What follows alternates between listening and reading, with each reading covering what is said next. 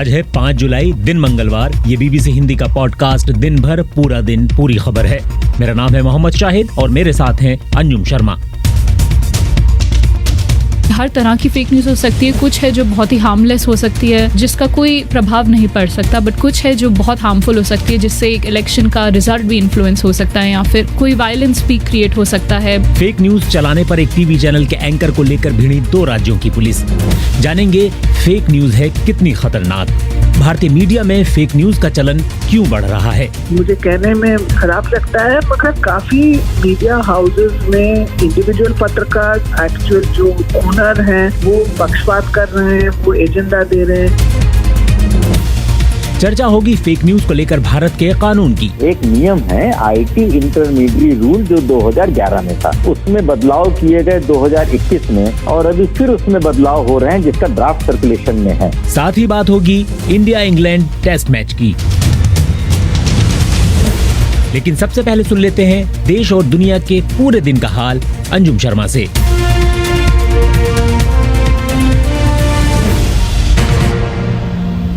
हिंदू देवी काली की तरह कपड़े पहने एक महिला के सिगरेट पीने वाले पोस्टर मामले में दिल्ली और उत्तर प्रदेश पुलिस ने एफआईआर दर्ज की है। उत्तर प्रदेश पुलिस ने आपराधिक षड्यंत्र, जानबूझकर धार्मिक भावनाएं आहत करने, शांति को भंग करने की मंशा के आरोपों के तहत फिल्म निर्माता लीना मणिमेकलई के खिलाफ मामला दर्ज किया है। लीना मणिमेकलई ने अपनी फिल्म काली का पोस्टर 2 जुलाई को ट्वीट किया था। महाराष्ट्र के मुख्यमंत्री एकनाथ शिंदे ने कहा है कि प्रधानमंत्री नरेंद्र मोदी और केंद्रीय गृह मंत्री अमित शाह ने उन्हें राज्य के विकास के लिए पूर्ण समर्थन देने का आश्वासन दिया है। एकनाथ शिंदे ने दादर के शिवाजी पार्क पहुंचकर वीडी सावरकर को नमन किया और अपनी सरकार को आम जनता की सरकार बताया। एकनाथ शिंदे बोले, कल ही हमारी सरकार जो है हिंदुत्ववादी सरकार, बाला साहब ठाकरे जी का हिंदुत्व, सावरकर जी का हिंदुत्व आगे हम लोग ले जा रहे हैं। और ये सरकार जो है आम लोगों की सरकार, हर समाज घटक को ये सरकार हमारी है ऐसा लगने लगेगा। यहाँ पर किसी का तिरस्कार नहीं किया जाएगा। सभी समाज धर्म जो है उनका सम्मान करके हिंदुत्व को आगे बढ़ाएंगे, विकास को आगे बढ़ाएंगे। ये थे महाराष्ट्र के मुख्यमंत्री एकनाथ शिंदे। पूर्वी यूक्रेन में स्लोवियांस्क के मेयर वादिम ल्याक का कहना है कि लुहांस्क प्रांत के रूसी सेना से हार जाने के बाद उनका शहर अब फ्रंट लाइन पर आ गया है। वादिम ने यूक्रेन की मीडिया को बताया कि रूसी 7 से 10 किलोमीटर दूर से गोलाबारी कर रहे हैं। हाल के दिनों में इस गोलाबारी में कम से कम 6 लोग मारे गए हैं। ऑस्ट्रेलिया में एक 8 साल की बच्ची की मौत के बाद एक धार्मिक समूह के 12 सदस्यों को गिरफ्तार किया गया है। एलिजाबेथ स्ट्रॉट्स को डायबिटीज थी और आरोप है कि करीब 1 सप्ताह तक उन्हें इंसुलिन नहीं दी गई। स्ट्रॉट्स के माता पिता पर यातना और हत्या का आरोप लगाया गया है। साथ ही अब यह आरोप लगाया गया है कि क्वींसलैंड में उनके चर्च के सदस्यों को बच्ची की मेडिकल स्थिति के बारे में जानकारी थी और उन्होंने मदद की जगह गाने और प्रार्थना कर उसे ठीक करने की बात कही थी। तुर्की ने कहा है कि वो पिछले हफ्ते हिरासत में लिए गए रूस के मालवाहक जहाज से हजारों टन अनाज बेच सकता है। ऐसा वो यूक्रेन की तरफ से यानी यूक्रेन के बिहाफ पर कर सकता है। अनाज से भरा जहाज रूस के कब्जे वाली यूक्रेनी बंदरगाह से रवाना हुआ था। आरोप है कि रूस ने इस जहाज की चोरी की है, लेकिन रूस इसका खंडन करता रहा है। हालांकि रूस ने अनाज के निर्यात के बारे में बात को स्वीकारा और दावा किया कि मिडल ईस्ट में खरीदार मिल गए हैं। तुर्की के राष्ट्रपति के सलाहकार ने बीबीसी को बताया कि अगर जांच में साबित होता है कि अनाज चोरी हुआ था तो इसे यूक्रेन की ओर से अंतर्राष्ट्रीय बाजार में बेचा जाएगा। पश्चिमी इथियोपिया में एक बार फिर एथनिक वायलेंस यानी नृजातीय हिंसा की घटना सामने आई है, जिसमें अरोमिया क्षेत्र में अम्हारा समूह के लोगों को निशाना बनाया गया है। इसमें कई लोग मारे गए हैं। 2 हफ्ते पहले भी इसी तरह के हमले में 300 से ज्यादा लोग मारे गए थे। हांगकांग में 5 स्पीच थेरेपिस्ट पर आरोप है कि उन्होंने बच्चों के लिए देशद्रोही कार्टून किताबें लिखी हैं। इस आरोप के मामले में उन पर मुकदमा चलाया जा रहा है। हांगकांग के अधिकारियों ने कहा कि स्पीच थेरेपिस्ट ने भेड़ों पर हमला करने वाले भेड़ियों की कहानियां लिखी, जिनका उद्देश्य हांगकांग सरकार के खिलाफ नफरत फैलाना था। जिम्बाब्वे के केंद्रीय बैंक का कहना है कि वो इस महीने के अंत में बढ़ती महंगाई को रोकने के लिए सोने के सिक्कों की बिक्री शुरू करेगा। केंद्रीय बैंक के गवर्नर ने कहा कि सिक्के में 1 आउंस सोना होगा। जिम्बाब्वे में वार्षिक मुद्रास्फीति करीब 200% के करीब पहुंचने वाली है। और दिल्ली से दुबई जाने वाली स्पाइस जेट के SG-11 फ्लाइट में तकनीकी खराबी आने के बाद विमान की पाकिस्तान के कराची में इमरजेंसी लैंडिंग कराई गई। विमान में सभी सवार यात्री सुरक्षित हैं।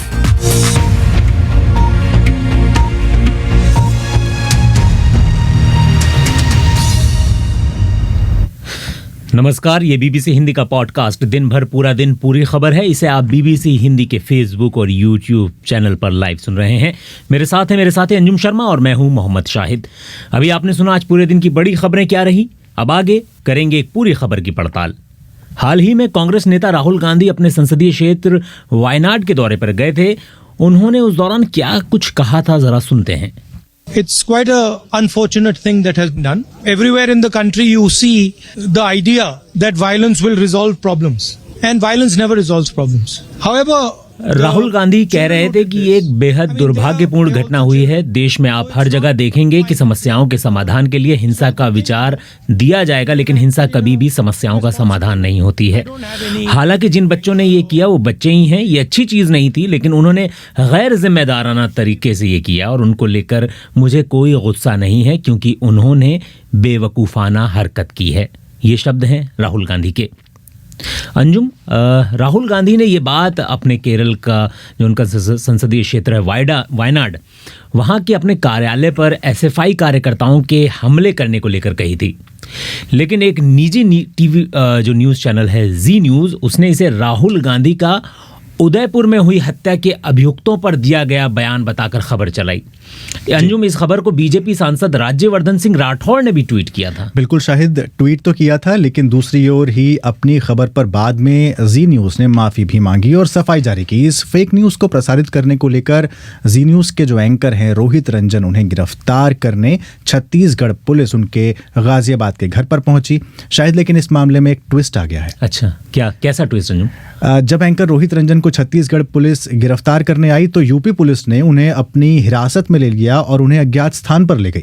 यूपी पुलिस ने भी उन पर कम गंभीर धाराओं के तहत एक मामला दर्ज किया है। उतनी गंभीर नहीं है, कम गंभीर है।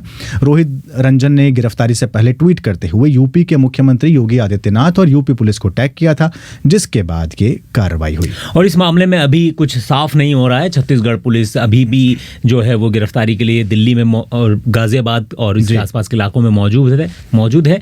तो अंजुम, ये तो एक कथित आपराधिक मामले की बात हुई, लेकिन गाहे बगाहे फेक न्यूज़ कई रास्तों के जरिए आज हमारी जिंदगी में पहुंच चुकी है, बहुत गहरे पहुंच चुकी है, बहुत उसकी जड़ें बहुत गहरी हैं, हमारे फोन से लेकर हमारे भीतर तक। और लोग अक्सर समझ नहीं पाते हैं कि आखिर ये क्या है, कैसी है। मान लेते हैं कि हाँ, जो ये बात कही जा रही है वो सही है, बिल्कुल, और जो ये क्या है और इसके बारे में कैसे जाना जाना चाहिए, तो इसी को लेकर मैंने हमारी बीबीसी के डिसइंफॉर्मेशन यूनिट की रिपोर्टर मेधावी अरोड़ा और प्रशांत शर्मा से बात की है।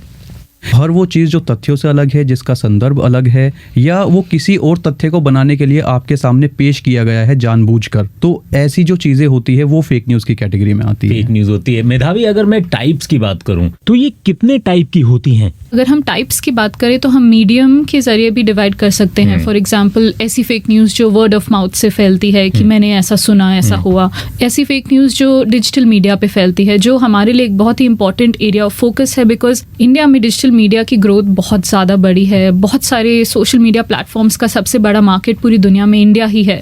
एंड हमने इंडिया में कई ऐसे एग्जाम्पल्स देखे हैं जहाँ पे ऐसा कोई फेक वीडियो हो या कोई ऐसी फेक न्यूज़ हो जो सोशल मीडिया पे फैली हो, पर उसका इम्पैक्ट रियल लाइफ में हो रहा है। इसीलिए अक्सर सुनने को भी मिलता है प्रशांत के व्हाट्सएप यूनिवर्सिटी। ये व्हाट्सएप यूनिवर्सिटी का टर्म मेधावी भी इसी चीज से आया है। फेक न्यूज़ जिस तरीके से बहुत फॉरवर्ड होती रहती है। तो अगर ओरिजिनेट की बात करें तो ये कैसे होता है? मतलब कुछ अपने लाभ के लिए या कुछ और भी पीछे हिडन एजेंडाज होते हैं? कोई पॉजिटिव फेक न्यूज़ है और उसे ओरिजिनेट करना चाहता है तो जाहिर तौर पे वो एक इमेज बिल्डिंग का काम करती है। किसी नेता या किसी सुपरस्टार या किसी अभिनेता को या किसी भी एक ऐसे शख्स को जिसको आप फेवर करना चाहते हो, लोगों के सामने एक ऐसा परसेप्शन क्रिएट करेगी कि ये एक सुपर ह्यूमन है, ये एक अवतार है। और एक नेगेटिव फेक न्यूज़ होती है जो आमतौर पे सबसे ज़्यादा इलेक्शंस के दौरान या राजनीति के अंदर आप देखते हैं। उसका एक मकसद ये होता है कि जो आपके विपक्षी है उनको गिराना। लेकिन जब तक आप उसे पकड़ेंगे, जब तक आप उसे वेरीफाई करेंगे, आप लोगों को सच्चाई बताएंगे, तब तक वो अपना काम कर चुका होगा, डैमेज कर चुका होगा। मेधावी, प्रशांत ने यहाँ बात की वेरीफाई की।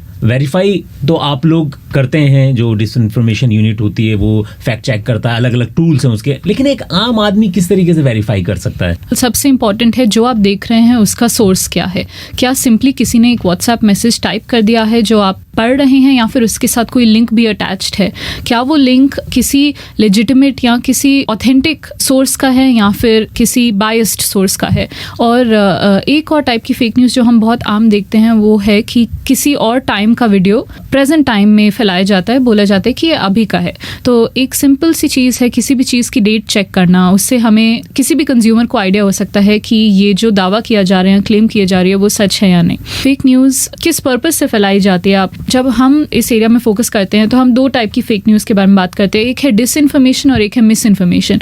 डिसइंफॉर्मेशन यूजुअली डेलिब्रेट होती है, किसी ने जानबूझ के किसी को नीचा दिखाने के लिए या फिर किसी की इमेज बूस्ट करने के लिए कुछ करा है। कुछ होती है मिस इन्फॉर्मेशन जो डेलिब्रेट नहीं होती, वो ऑर्गेनिक होती है, पर वो कहीं ना कहीं से आ जाती है। कभी कभी वो मजाक भी होती है जिसको लोग सच समझ के बिलीव करने लगते हैं, कभी कभी वो सटायर होती है जिसको लोग सच मान लेते हैं। So depending on the fake news पे डिपेंड करते हुए हर तरह की फेक न्यूज़ हो सकती है। कुछ है जो बहुत ही हार्मलेस हो सकती है, जिसका कोई प्रभाव नहीं पड़ सकता, बट कुछ है जो बहुत हार्मफुल हो सकती है, जिससे एक इलेक्शन का रिजल्ट भी इन्फ्लुएंस हो सकता है या फिर कोई वायलेंस भी क्रिएट हो सकता है, मॉब मेंटालिटी या मॉब अटैक्स भी हो सकते हैं।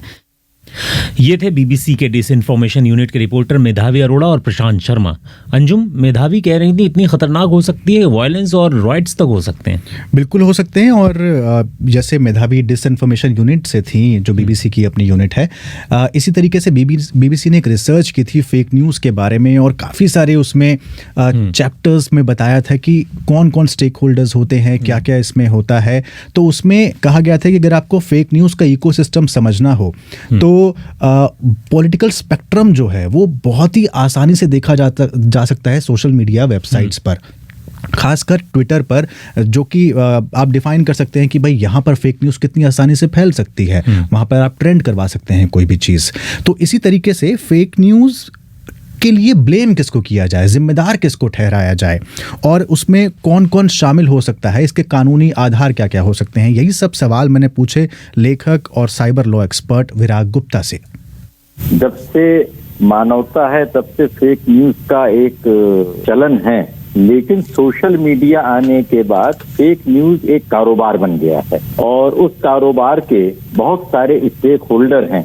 जैसे कोई भी माल बिकता है तो उसका एक प्रोड्यूसर होता है, फिर C&F होता है, होलसेलर होता है, रिटेलर होता है और फिर फाइनली एंड यूजर कस्टमर होता है। इसी तरीके से फेक न्यूज के भी एक पूरा कारोबारी सिस्टम है और उस कारोबारी सिस्टम में सबसे पहले स्टेक होल्डर वो हैं जो फेक न्यूज से जिनको फायदा होता है। वो मूलतः राजनीतिक दल हो सकते हैं, धार्मिक गिरोह हो सकते हैं या बिजनेस वाले लोग हो सकते हैं, जिन लोगों को फेक न्यूज से लाभ मिलता है। उस प्रक्रिया में जो सोशल मीडिया प्लेटफॉर्म है वो उनके आप मान सकते हैं कि एक मार्केटिंग नेटवर्क है और सोशल मीडिया प्लेटफॉर्म्स को फेक न्यूज सर्कुलेट करने में बहुत ही आसानी रहती है, उन्हें कोई दिक्कत नहीं पड़ती है, क्योंकि इसकी बदौलत उनके पास पूरा उनकी कंपनियों का मुनाफा बढ़ता है।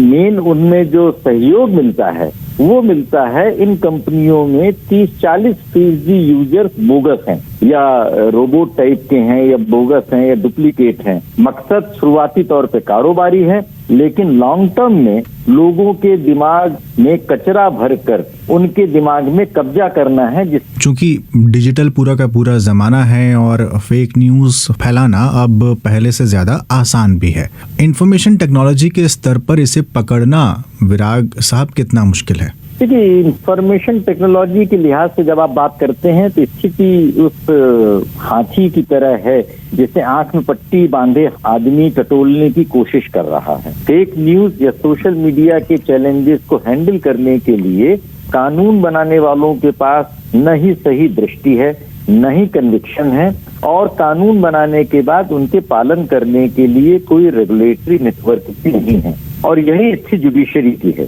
तो अगर हम फेक न्यूज के लिहाज से देखें तो आईटी एक्ट में अगर सबसे बड़ा एक जो प्रावधान था वो प्रावधान था 66A को 66A को उन्होंने रद्द कर दिया। अब उसको रद्द करने के बाद पुलिस अथॉरिटीज अलग अलग तरीके से आईपीसी के कानूनों के तहत जब मनमर्जी आती है तो उस फेक न्यूज के खिलाफ वो कार्रवाई शुरू कर देते हैं। तो आप कह रहे हैं कि देश में कोई लेजिस्लेशन, कोई कानून ऐसा होना बहुत जरूरी है जिसके माध्यम से आप रोक सकें इसको? ये कानून एक है, एक नियम है, आईटी इंटरमीडिएट रूल जो 2011 में था और उसमें बदलाव किए गए 2021 में और अभी फिर उसमें बदलाव हो रहे हैं जिसका ड्राफ्ट सर्कुलेशन में है। तो उसके तहत इन कंपनियों की जिम्मेदारी है कि वो फेक न्यूज और फेक यूजर्स पे लगाम लगाएं। उसके लिए एक शिकायत अधिकारी का प्रावधान है और अभी उसमें 2 और अधिकारियों का नाम जोड़ दिया गया है, नोडल ऑफिसर, कंप्लायंस ऑफिसर। और इन कंपनियों ने पहले विदेश में ये लोग नियुक्त किए और अब भारत में तथाकथित तौर पर हो रहे हैं, लेकिन उसकी प्रक्रिया क्या है और उसको कैसे एक्शन लेना है मुझे नहीं लगता किसी को भी पता है, इवन पुलिस और सरकार को भी नहीं पता है। इसीलिए जब भी कोई फेक न्यूज की बात आती है तो या तो एफआईआर दर्ज होती है या केंद्र सरकार बड़े स्तर पर विदेश स्थित कंपनियों के अधिकारियों को आदेश देती है। तो फेक न्यूज रोकने के लिए जरूरी ये है कि जो लोग फेक न्यूज के इंटरेक्शन में आए और वो उसकी शिकायत करें तो बगैर पुलिस या सरकार के सोशल मीडिया कंपनियां उस फेक न्यूज को तुरंत अपने प्लेटफॉर्म से हटाएं, जो उनका कानूनी उत्तरदायित्व है। शायद ये थे लेखक और साइबर लॉ एक्सपर्ट विराग गुप्ता। और बीबीसी की जिस मैं रिसर्च के बारे में बात कर रहा था, चूंकि इसी से जुड़ा मसला है, तो उसमें एक बात कही गई थी कि जो इमेजेस और मीम्स आजकल बहुत ज़्यादा आपके व्हाट्सएप से लेकर हर जगह फैले हुए हैं, उनसे निपटना बहुत बड़ा चैलेंज है। इसलिए रिसर्च में ये कहा गया कि ये केवल टेक्नोलॉजिकल प्रॉब्लम नहीं है, ये एक सामाजिक समस्या भी है और इसमें सारे स्टेक होल्डर्स यानी हमको, आपको, सबको साथ आकर लड़ना होगा। अंजुम, तो इसके अलावा जो आप कह रहे हैं सोशल मीडिया के अलावा सबको साथ आके लड़ना होगा, लेकिन एक जो लोकतंत्र का चौथा स्तंभ कहा जाता है मीडिया, जी, उस मीडिया में ऐसा पहली बार नहीं है जब किसी समाचार चैनल ने कोई फेक न्यूज चलाई हो। इससे पहले 2000 रुपए के नोट में जीपीएस या फिर गलवान घाटी का बताकर कहीं और का वीडियो चला देना। बिल्कुल ऐसे अनगिनत मौके आए हैं जब कोई news channel, digital news website या किसी दूसरे मीडिया प्लेटफॉर्म ने फेक न्यूज चलाई है। भारतीय मीडिया में लगातार बढ़ते फेक न्यूज के चलन पर मैंने बात की है सीनियर जर्नलिस्ट स्मिता गुप्ता से। देखिए, जब मैं पत्रकार बनी थी तब हम लोगों को, तब सोशल मीडिया नहीं थी और डिजिटल भी नहीं थी, तब तो सिर्फ प्रिंट मीडिया था और धीरे धीरे टेलीविजन आना शुरू किया। तो जब हम लोगों ने पत्रकारिता शुरू की, कुछ भी हो, वो पार्लियामेंट कवरेज हो या कोई दंगा हो या कोई भी जो कवरेज के लिए हम लोग जाते थे, हम लोग एक्चुअली पे जाते थे, फर्स्ट हैंड एक अकाउंट लेकर वापस आते थे, उसको हम लिखते थे, फिर उसके बाद एडिटर्स भी देखते थे। तो इट वाज मीडिएटेड बाय, जो भी खबर छपती थी या निकलती थी, it was mediated both by reporter on the scene और editors in the news room.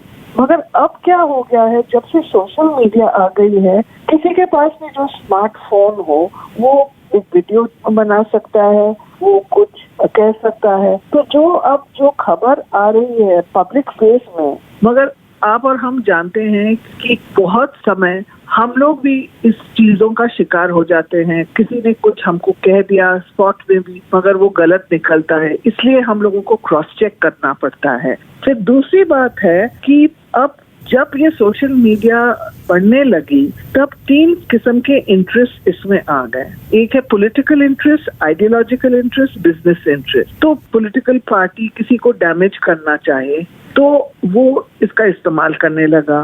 किसी को कुछ आइडियोलॉजिकल अपना एजेंडा बढ़ाना है तो उसने कुछ गलत न्यूज दे दिया, उसने कुछ एक दंगा दिखा दिया जहां दंगा नहीं हो रहा है, या दूसरे देश का फोटो उन्होंने लगा दिया और कह दिया। फिर उसके बाद फैक्ट चेकिंग अब होने लगा है। फिर जब तक वो आ गया वो तो सोशल मीडिया पे एम्पलीफाई हो गया, और या कोई बिजनेस हाउस किसी को डैमेज करना चाहे तो ये भी एक बहुत अच्छा तरीका है। स्मिता जी, आप बता रही हैं कि जिस तरीके से आप लोग स्पॉट पर जाते थे, एक पत्रकार स्पॉट पर रहता था और सोशल मीडिया ने आकर इन सब चीजों का बड़ा घालमेल कर दिया है, लेकिन आज भी सीनियर जर्नलिस्ट न्यूज रूम्स में होते हैं जो उन सब चीजों को क्रॉस चेक करते हैं, लेकिन उन क्रॉस चेक करने के बावजूद भी कुछ प्लेटफॉर्म्स फेक न्यूज को बढ़ावा दे देते हैं। तो क्या वो एक उनका जो है वो गैर पेशेवर या अनप्रोफेशनल रवैया है, या वो बायस्ड होते हैं? अनप्रोफेशनल तो है ही, उसके साथ आजकल मुझे कहने में खराब लगता है मगर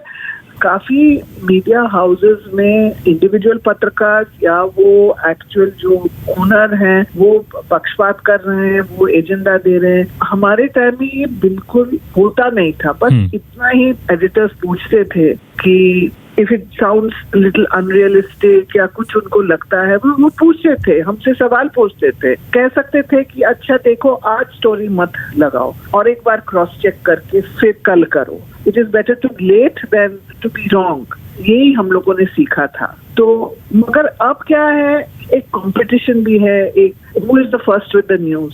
भाई यही मेरा सवाल था कि ये जरूरत क्यों आन पड़ी है आजकल कुछ मीडिया हाउसेस को? क्योंकि टेलीविजन का जमाना है, यानी एक तरीके से ये जो भागदौड़ और नंबर वन की, हाँ, ब्रेकिंग न्यूज, ये जो ब्रेकिंग न्यूज का जो एक क्या कहते हैं डिजीज है कि पहले तो चेक करो कि सही है गलत है, थोड़ा तो देख लो। ये थी सीनियर जर्नलिस्ट स्मिता गुप्ता।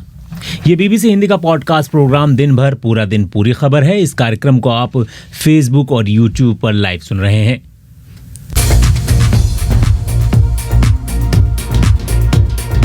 आगे सुनेंगे अभिनेता दिलीप कुमार से जुड़ी अनकही बातों के बारे में और चर्चा होगी क्रिकेट और विंबलडन की।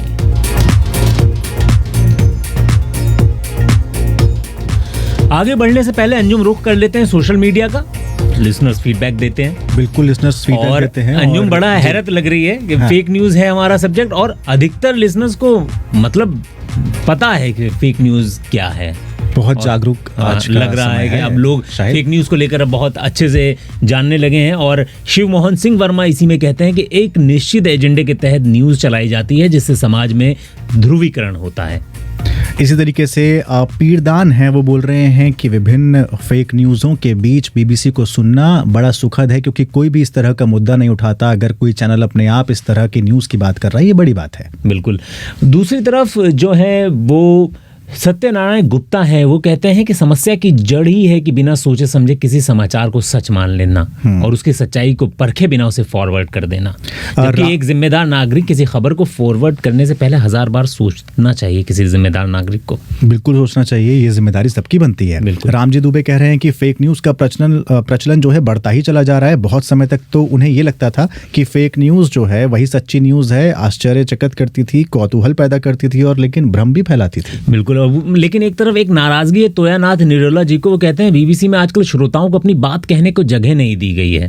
तो ये मुझे लगता है कमेंट्स ही बात हैं। अगर आप ये करते हैं तो हम कोशिश करते हैं हम ज़्यादा से ज़्यादा कमेंट्स को लें, लेकिन कार्यक्रम में और भी बहुत सारी चीज़ें होती हैं जिससे सीमित हो जाता है मामला।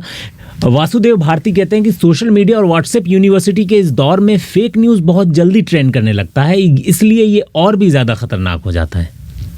तो लगातार कमेंट्स आ रहे हैं। अंजुम, अब आप बताएं कुछ आगे, कुछ आपके पिटारे में कुछ अलग हो। आज अलग है मोहम्मद यूसुफ खान। कौन? मोहम्मद यूसुफ खान उर्फ दिलीप खान और दिलीप कुमार जिन्हें ट्रेजेडी किंग कहते थे, जो कि कहा जाता था कि बॉलीवुड के पहले खान हैं। आजकल जिन आप 3 खानों की बात करते हैं उसमें सबसे पहले खान अगर कोई हैं तो वो दिलीप कुमार यानी यूसुफ खान कहे जाते थे। कई बार फिल्म फेयर एक्टर्स का अवार्ड जीता और मतलब हिंदुस्तान, पाकिस्तान और पूरी दुनिया में इतनी मशहूर शख्सियत कोई बहुत कम लोग होते हैं जिन्हें पद्म भूषण और पद्म विभूषण और उधर का निशाने इम्तियाज मिले। और सायरा बानो भी यूसुफ साहब कहती थी। वो ऐसे ही यूसुफ साहब के साथ बचपन से एक शख्स रहे हैं जिनका नाम है फैसल फारूकी। जब 10 साल की उम्र थी तब से उनके साथ मतलब उनको जानते थे। और यूसुफ साहब और उनके बीच में 55 सालों का शायद फासला है, इसलिए उन्होंने एक किताब लिखी in the shadow of a legend, यानी उनकी परछाई में, in the shadow of a legend Dilip Kumar. तो मैंने फैसल फारूकी से पूछा, आपने ये किताब लिखने का सोचा क्यों? मैं लोगों तक ये एक मैसेज पहुंचाना चाहता था कि खास करके जो नौजवान तबका है आज का, कि दिलीप साहब अपनी मूवीज के बियॉन्ड एक बहुत ही अजीम और एक एक्स्ट्राऑर्डिनरी पर्सनालिटी थे, और शायद वो आज की जनरेशन को ये बात मिस हो रही हो क्योंकि उन्होंने सिर्फ उनको उनकी मूवीज के थ्रू जाना है। इसलिए मैंने ये किताब लिखी है जिसमें मैंने अपने एक्सपीरियंसेस और अपनी मुलाकातें, बातें उनके साथ इस किताब में शेयर करी। अच्छा, आपके और दिलीप कुमार की उम्र में काफी ज्यादा फासला था, कैसे रिश्ते थे आपके दिलीप कुमार साहब के साथ? दिलीप साहब की फैमिली और हमारी फैमिली बहुत क्लोज थी, और जाहिर सी बात है कि मेरी उम्र और उनकी उम्र में ऑलमोस्ट 55 साल का फर्क है।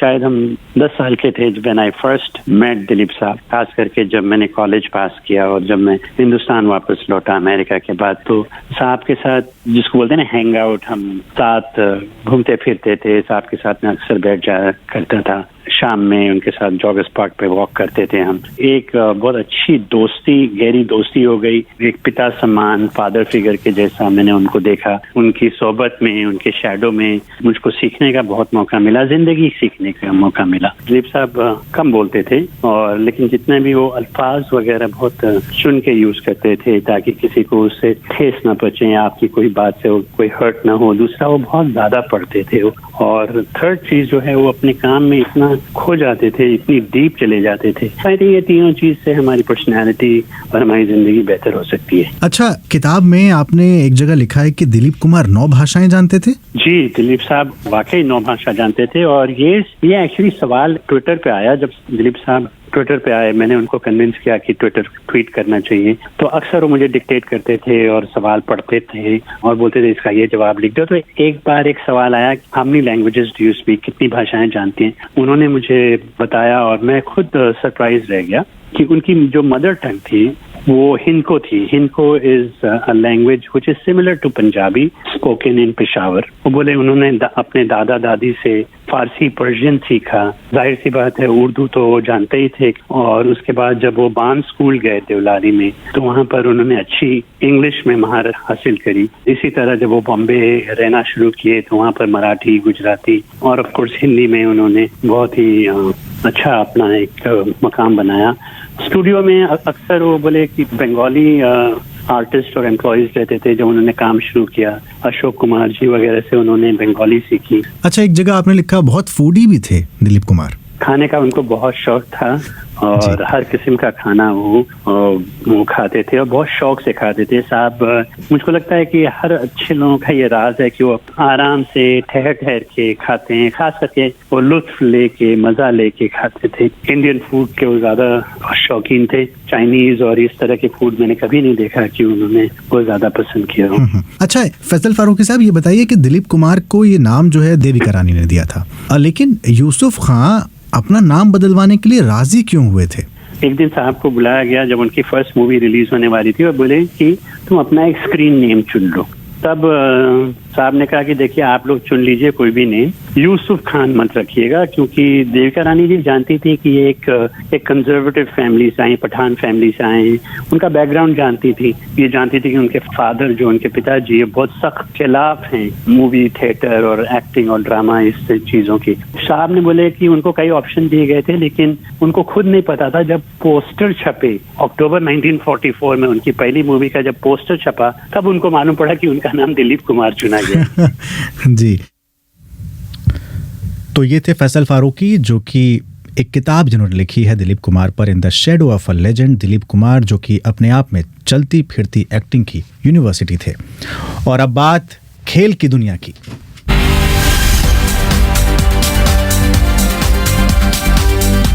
अंजुम, आज लगातार रोमांचक होते इंडिया इंग्लैंड के मैच में भारत को निराशा हाथ लगी है। 5वें टेस्ट में इंग्लैंड ने इंडिया को 7 विकेट से हरा दिया और सीरीज 2-2 से ड्रॉ रही।